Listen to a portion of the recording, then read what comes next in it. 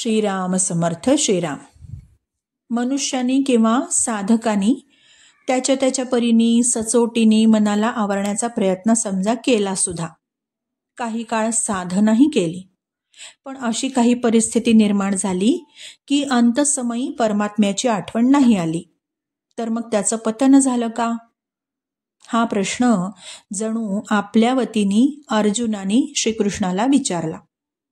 कित्येक वेळा असं होतं ना की अचानक हार्ट अटॅक आला, किंवा एखाद्याचा ॲक्सिडेंटमध्ये मृत्यू झाला, किंवा कोमा आणि अल्झायमर यांच्यामुळे जर स्मृतीच नष्ट झाली, तर शेवटच्या क्षणी परमेश्वर आठवत नाही.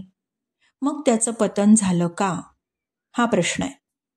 आता हा प्रश्न अर्जुनाने विचारलाय श्रीकृष्णांना, आणि इथे आपल्या सर्वांना दिलासा मिळेल असं उत्तर साक्षात भगवंतांकडून आलंय.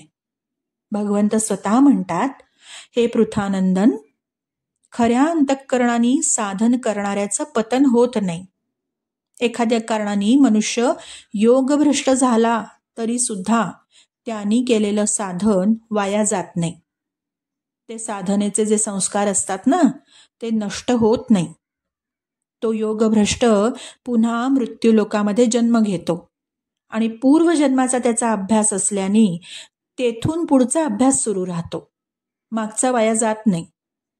जिथे त्याचं साधन पूर्ववत सुरू राहील अशा घरामध्ये त्याला जन्म मिळतो. आणि हा केवढा मोठा ॲश्युरन्स दिलाय भगवंतांनी आपल्याला. स्वतः भगवंतच हा ॲश्युरन्स देत आहेत, हे आश्वासन देत आहेत म्हटल्यावर शंकेचं कारणच उरत नाही.